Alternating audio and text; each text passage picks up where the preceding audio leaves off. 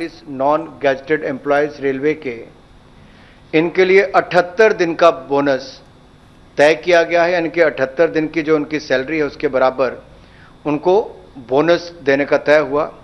इसके ऊपर लगभग 1969 करोड़ रुपए खर्च होंगे। ये प्रोडक्टिविटी लिंक बोनस पिछले कई वर्षों से 2010-11 से रेल विभाग अपने कर्मचारियों को देता है और इस बार भी इसको देने का निर्णय लिया गया है क्योंकि त्योहार के समय उनको मिलेगा। तीसरा निर्णय जो देश के किसानों से जुड़ा हुआ है वो भी मैं कहूँगा रबी की फसल, जो 6 फसलें हैं उसका न्यूनतम समर्थन मूल्य यानी कि एमएसपी को निर्धारित करने का निर्णय किया गया। ये फैक्टर आप सबको पता है, सीएसीपी के द्वारा जो अनुशंसा की जाती है उसके आधार पर ही होता है और इसके जो हमारी कमिटमेंट थी कि 1.5 गुना हम किसानों की आय करेंगे, उसके प्रति मोदी सरकार पूरी तरह से प्रतिबद्ध है। और अगर ये 6 फसलों का एक एक करके मैं आपको बताऊं तो पिछले वर्ष की तुलना में ये एमएसपी ज़्यादा है और तिलहन और सरसों में जो एमएसपी है उसको 200 रुपये प्रति क्विंटल की वृद्धि की गई है। मसूर के लिए 425 रुपये की प्रति क्विंटल वृद्धि की गई है। गेहूं के लिए 150 रुपये प्रति क्विंटल की वृद्धि की गई है और बारले के लिए 115 रुपये प्रति क्विंटल वृद्धि की है। चने के लिए 105 रुपये प्रति क्विंटल वृद्धि की है और सेफ्लॉर के लिए भी 150 रुपये प्रति क्विंटल वृद्धि की है। ये चार्ट शायद आपको और बेहतर बता सकें अगर आप देखेंगे कि कहाँ हम थे 2014 में और आज 2023-24 में हम कहाँ पहुँचे हैं। ये आंकड़े अपने आप में बहुत कुछ कहते हैं कि मोदी सरकार की प्रतिबद्धता किसान की आमदन को 1.5 गुना करने के लिए और उसमें भी रबी की फसलों के लिए 6 फसलों के लिए एमएसपी आज घोषित किया जा रहा है और ये एफसीआई के द्वारा राज्य की एजेंसियों के माध्यम से ही किया जाएगा।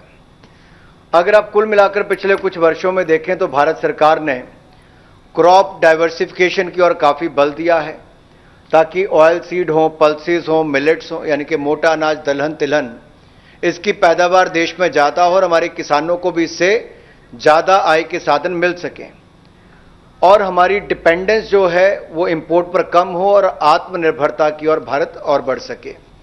इसके अलावा हमने नेशनल फूड सिक्योरिटी मिशन हो, प्रधानमंत्री किसान सिंचाई योजना हो, प्रधानमंत्री किसान सम्मान योजना हो, national mission on oil seed and palms, ये सारे बहुत सारे ऐसे प्रोग्राम्स हमने शुरू किए जिसके कारण फसल पैदावार में भी बहुत हमें सफलता मिली और फूड ग्रेन प्रोडक्शन जो है, फसल की पैदावार जो है वो भी 31% बढ़ी है पिछले 8 वर्षों में। 251.54 से बढ़कर 330.54 मिलियन टन्स ये भारत की अनाज की पैदावार हुई है और पल्सेस की भी देखें तो 27.5 मिलियन टन ये पैदावार हुई है। ऑयल सीड्स की 41 मिलियन टन हुई है। हालांकि भारत दुनिया का सबसे बड़े पल्सेस उत्पादन में से एक है लेकिन उसके बावजूद हमें बाहर से इंपोर्ट करना पड़ता है, इसलिए क्रॉप डाइवर्सिफिकेशन के लिए ऊपर बहुत बल दिया है और इसमें लगातार सफलता मिल रही है। चौथा निर्णय जो है वो लद्दाख रीजन से है लेकिन वो प्रधानमंत्री नरेंद्र मोदी जी की एक कमिटमेंट है रिन्यूएबल एनर्जी के प्रति और दुनिया भर के सामने हमने जो लक्ष्य रखा था उसे हमने समय से पहले पूरा किया है।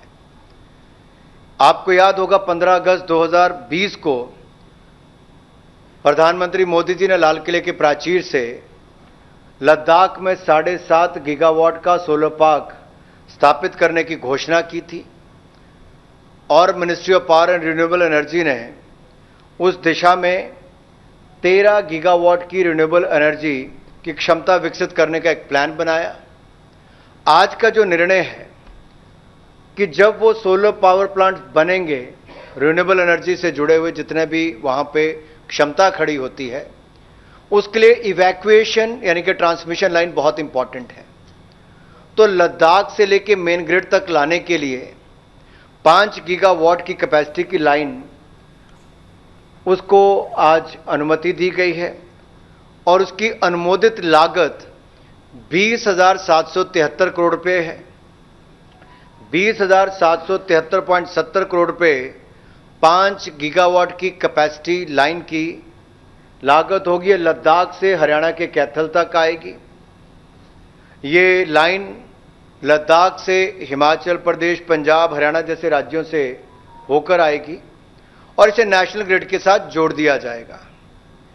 इस परियोजना का 40% यानी कि कुल लागत का 40% 8,309.48 करोड़ रुपया सेंट्रल ग्रांट से उपलब्ध होगा और बाकी पावर ग्रिड 60% अरेंज करेगा। इस प्रोजेक्ट को अगले 7 वर्षों में पूर्ण कर लिया जाएगा। इसमें न केवल लद्दाख बल्कि अन्य क्षेत्रों में भी रोजगार, स्वरोजगार की बहुत सारी संभावनाएं खड़ी होंगी और भारत ने जो अपना 500 गीगावाट का रिन्यूएबल एनर्जी का लक्ष्य 2030 का रखा है, हम उसको भी समय से पहले पूरा करेंगे और 13 गीगावाट की क्षमता, उस दिशा में भी हमारा योगदान, एक बड़ा उसका योगदान होगा। ये 4 निर्णय मैंने आप सबके सामने रखे हैं। अब हम कुछ प्रश्न लेंगे।